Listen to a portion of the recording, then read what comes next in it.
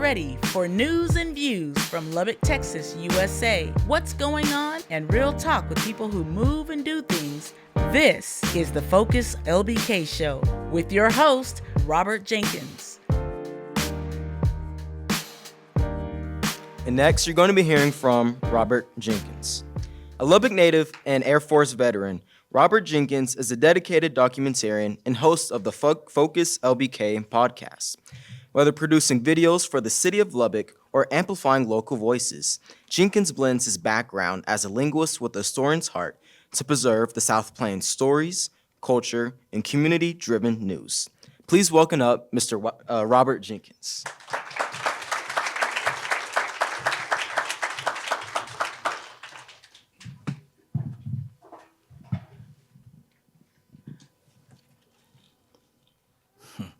Well, good afternoon, everybody.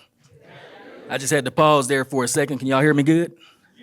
Yeah, I just paused there for a second because they right, man. Y'all do look good. It's real nice to take a look at y'all. You know what? It's a very humbling experience, and I'm very proud to be here today, especially since the Patterson Library has played quite a serious role in my life. About 30 years ago, I was a young man going through a rough time right over here at 1721 East First Place. Going through a hard time, and this library was fairly new at the time. And I started walking over here, checking out books, talking to the librarians. It wasn't even the same crew, of course, at all. But it was a life preserver for me. And I won't go too deep into it, but I think some of y'all might know what I'm talking about. Today, I'm going to talk to y'all about the power of local independent media. As they mentioned, I think I'm the proprietor of the FocusLBK show. FocusLBK, of course, thank you. I will say that I was, again, tying back into that whole Patterson thing, I was greatly influenced and inspired to start my podcast, and it's really a kind of a multimedia magazine by none other than who? T.J. Patterson. What was it? And what was his newspaper name? Southwest Digest. That right there, I grew up hearing about it. You know, when you're young and dumb, you never take time to actually read stuff, but I grew up hearing about it. When we came back to Lubbock after about 30 years of being gone, I said, man, this is quite a thing. This is quite a publication. It was a small, independent, local voice. If you look right there on the screen, if y'all want to scan that QR code in the middle, that'll take you right to the publication, by the way. So you can throw your email in there and subscribe to it. We greatly appreciate it. So my talk today in the Air Force, they used to tell us when you talk to people, tell them what you're going to talk to them about, tell them, then tell them what you told them. So what we're going to talk today, as I said, is about the power of independent media. And then I'm going to go over a couple of examples of some independent media that really has blown my mind. And then we're going to do a poem, and then that'll be it. So let's launch right into it. Now, you think about previous times, big media, you had to be big to be media. You had to have millions of dollars to have cameras in a building and staff and microwave transmission uplinks and all that stuff. Well, now you don't really have to have that anymore. Everybody in here, in their hand right now, has all that equipment ready to go. I was doing a little bit of research, looking around online, and they call it hyper-local media. Now, I'm not going to read that whole definition right there, but I want to draw your attention to the orange portion where it says it focuses on highly relevant, community-driven stories that mainstream regional outlets overlook. Now, here's where I want to put my own little spin on it a little bit. It says they overlook them. Sometimes I think they purposely don't talk about them. I don't know if it's overlooked all the time. This is Black History Month, so of course it's always appropriate to bring in Brother Malcolm. He said, if you're not careful, the newspapers will have you hating the people that are being oppressed and loving the people that are doing the oppression. And he said this in many different speeches too, so it's variations of that, but it's all the same idea. And you know what? My military career taught me that is unbelievably true. I can't go into it. But some of the stuff I saw was like, what? Totally opposite of what actually happens sometimes. What this meme is kind of alludes to, y'all can see that in any situation, any story, there's reality. And then there's what, in this case, the cameraman is capturing. As a cameraman myself, I'm well acquainted with the fact that wherever you point your camera and wherever you leave on the editing room floor, so to speak, those editorial choices frame the story for everybody to see. But that doesn't ever tell people what you left out. So interestingly enough, I want to tell you all about a couple of people that I've found over the years that kind of expanded my consciousness when it comes to things that are going on and what's really happening. But before I get into that, I will say that I think the job of independent media is to take the information that the big media sometimes leaves out and hopefully try to put some of that back off in there so y'all can see the context, so you can see what's going on. One of the guys that put a lot of context into things for me was a gentleman named Michael Yon. He was a Green Beret, active duty military in Iraq. He was a wartime correspondent. Combat camera, they call it. And man, his stories were amazing. And some of the stuff that he talked about, some of the pictures that he took, of course, while being exactly opposite of what the news was saying, just really, as we used to say when I was a kid, blew my wig back. There's one of his pictures right there, and that's the kind of work that he does. So after the war and after he retired, he went down to South and Central America because, as we all know, we've seen there's a migration crisis going on. Tens of millions of immigrants coming from around the world. And on the news, it kind of looks like one thing.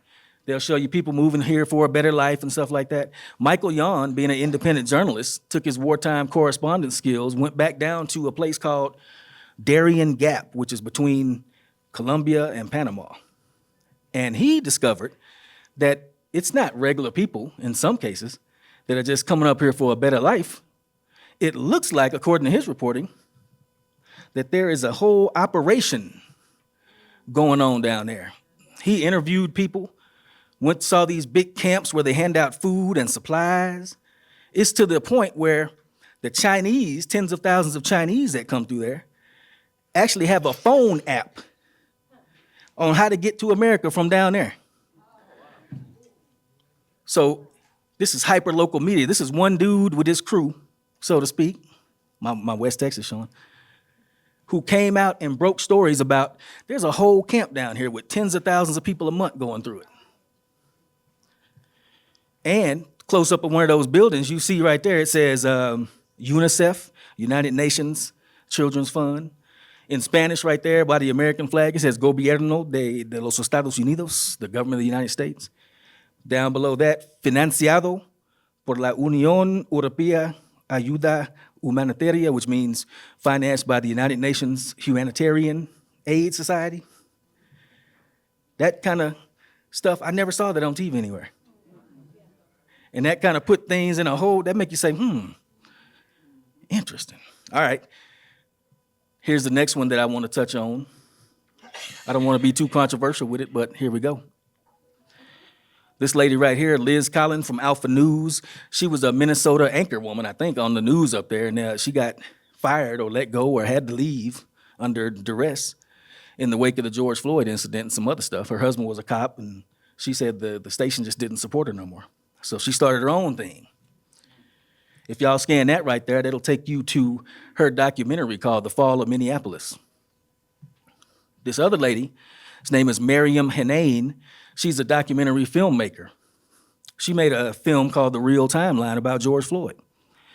Both of these ladies, when you put their information together and watch their videos, their documentaries, and their reporting, the story that comes out about George Floyd, and I'm not talking bad about the dead, God rest his soul, but it is totally different than the idea that you get when you look at that 8 minutes and 46 seconds that they show you over and over again.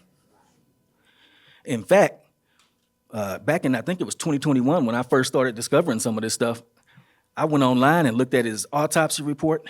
I downloaded stuff from the police department, found training slides. This is stuff that they all covered too, by the way. I did a whole podcast on it, as a matter of fact. But what I want to get into, if you watch these two documentaries, you'll see that starting at this point right here, when they was putting George Floyd in the car, he was already saying, "I can't breathe."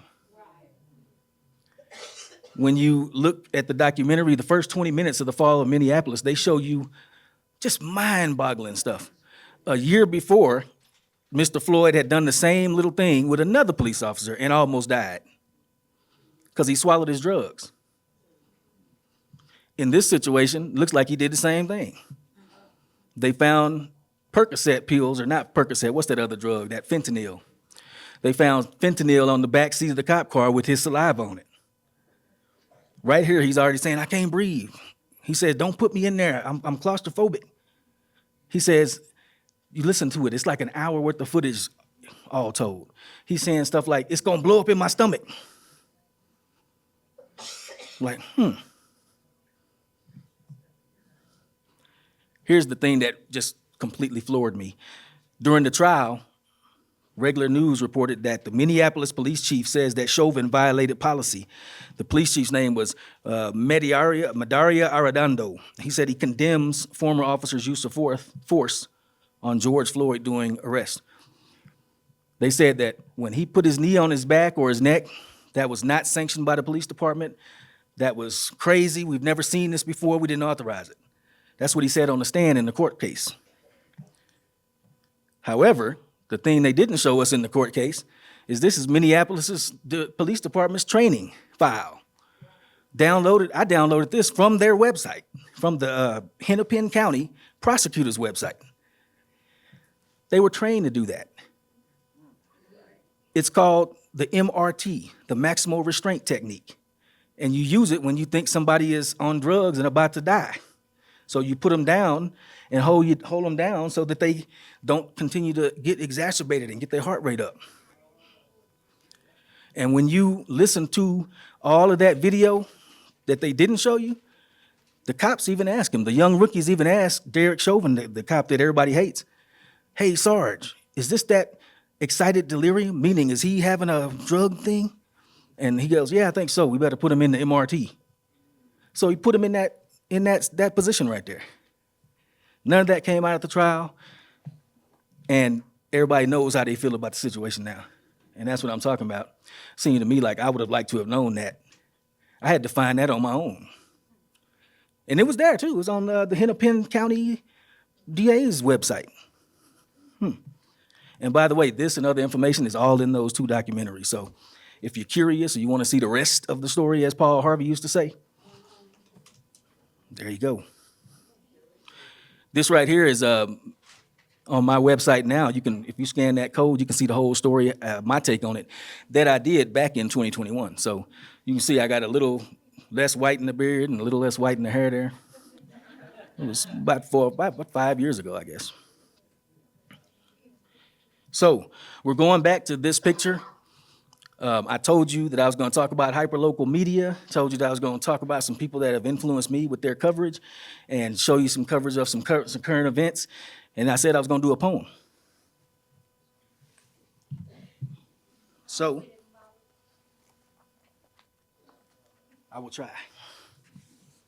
So this poem right here is called "The Power of the Program." And suddenly my mouth got real dry. Let me see if I can do it. Hand-picked images program and blind us, flickering on screens of various sizes, violence, crash outs, and all kinds of crime, assault, infiltrate, and corrupt our minds. Anger and fear, strings and unseen hands. These riots and destruction, that's just how we dance. In the midst of gawkers, technology in hand, observing fools looting while filming firsthand. As mostly peaceful fires burn to the ground, our dreams deferred in service to the crowd, assembled by the oligarchs to help keep us down. We fight over crumbs while they retain crowns. Junkies become saints and thugs angelic, worthy of our worship if you let them tell it. Got us defending criminals who devour from within. We so programmed that we fight for the right to sin And from the womb to the school, we kill what's within. That's the power of the program. Don't y'all see, my friends? It gives them control over your mind, body, and soul, delivered by trusted sources whom you will never know, who show you half the story so they can make you they servant. Thank you.